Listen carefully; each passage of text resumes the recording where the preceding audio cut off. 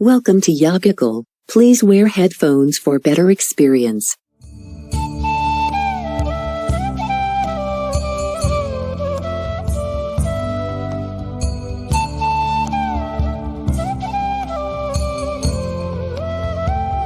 Meditation is a phenomenal empowerment that you can do whatever is needed in the world, whatever, I mean that, and still remain untouched by the process of activities that we need to conduct in the world. If you sit here,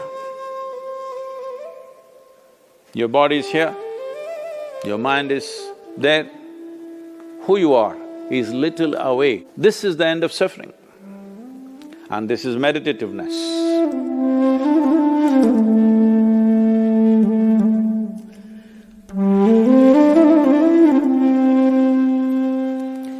Namaskaram. Probably the second most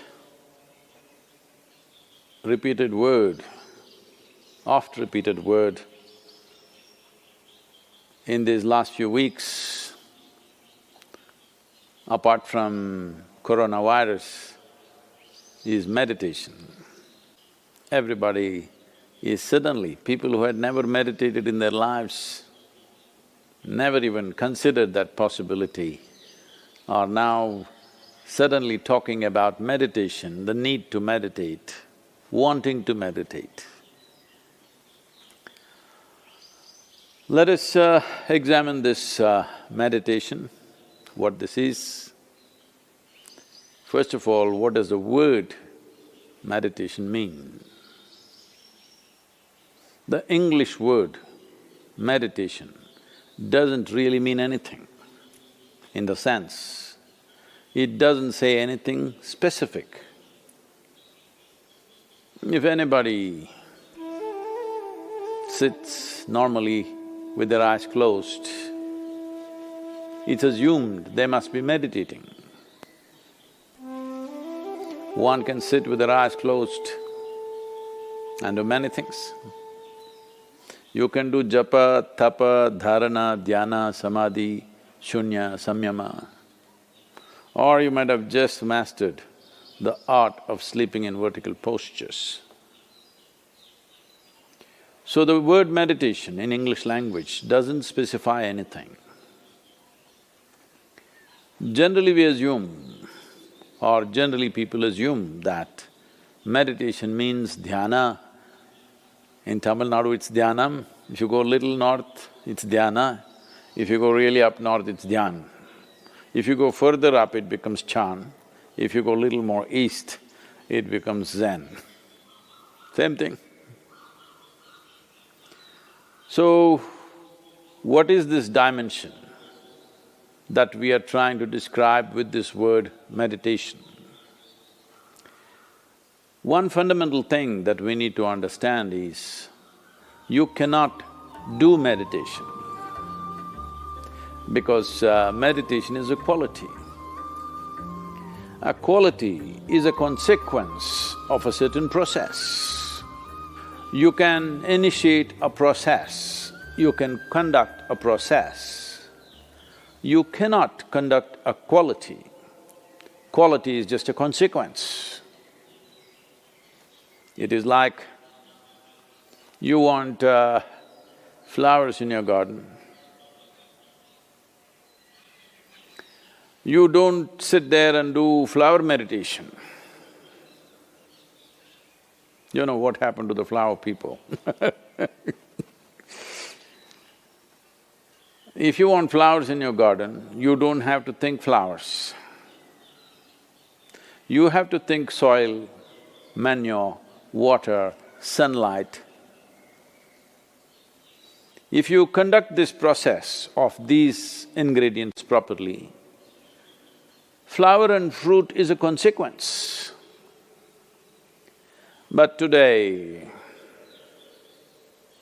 the world has become so goal-oriented. Because they're so goal-oriented, they are not interested in the soil. definitely not interested in the manure and all the other things, but they want flowers and fruit. If you want flowers without soil, manure, water and sunlight, well, you will have to settle for plastic flowers. Plastic flowers are very wonderful. Those who think of utility, it serves you in many different ways. It comes with a 5-year guarantee.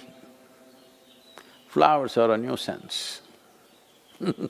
If you keep flowers in your house, you have to look at them at least 5 times in a day, what's happening, are they thriving well or not.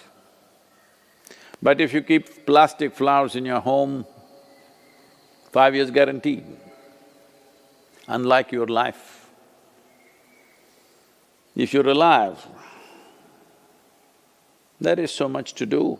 You even have to dodge the virus, invisible virus. But the dead only have to be preserved. So essentially, the dimension and the process that you're referring to as meditation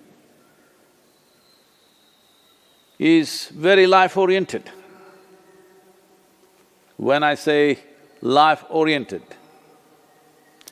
today largely you are material-oriented or at the most mind-oriented, maybe emotion-oriented or physical body, which is a material again. Largely life has become like this. People's idea of life is, if someone says, my life, you're supposed to understand they're talking about their job. They're talking about the economic condition in the country or in the world, about their car, maybe about their dog, sometimes about their husbands or wives. It could be anything. But the only thing that's truly life is what is throbbing in this is life. The rest are arrangements that we have made, hoping that these arrangements will allow us to enhance our life. Whether it's education, career, relationships, marriage, children, wealth, whatever. All these things one is after only in the hope that it will enhance our life. As you know, most people, instead of enhancing their life, largely get entangled with these accessories. Accessories have become larger than the life process. Well, I think in a very cruel way, the virus is bringing focus on the life. You suddenly understand your expensive home has become a prison.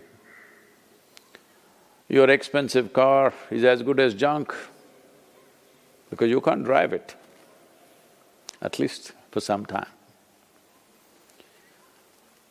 And right now, the world is in a situation where we do not know how long will it take before you're back on the road and swing around a little bit in your automobile.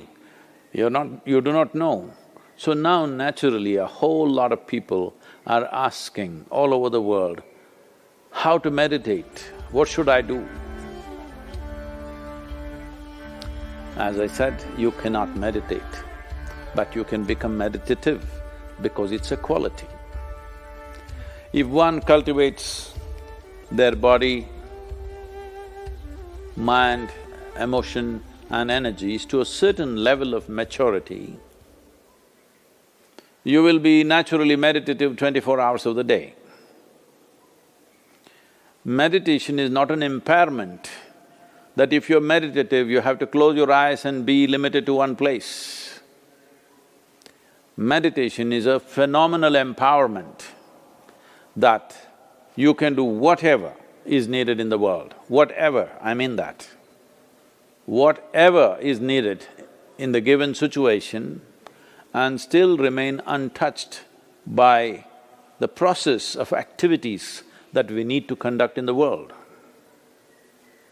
This empowerment or without this empowerment, in fact, a human being is crippled because if what you have to think, feel, understand and act in the world is going to rub off on you in such a big way, naturally you will hesitate to do what is needed. Naturally you will avoid doing things that need to be done.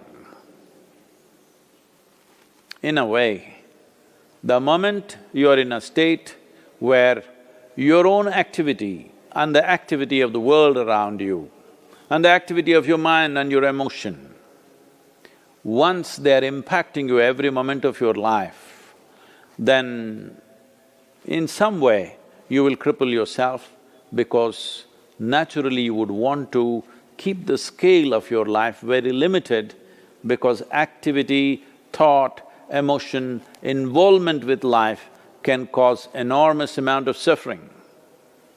Once there is fear of suffering, knowingly or unknowingly, you will limit the scope and possibilities of your life.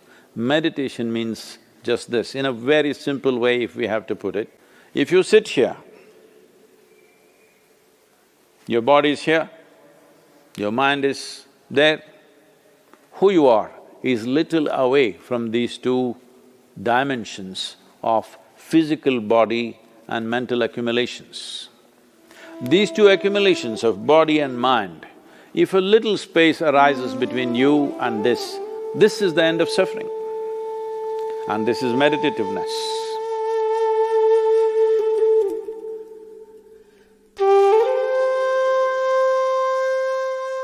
Isha Kriya is an extremely simple process but a powerful tool. These three ingredients, your breath, your thought and your awareness, in the right combination, if you use them, your ability to use the mind and the body is so greatly enhanced that you almost look superhuman for somebody else.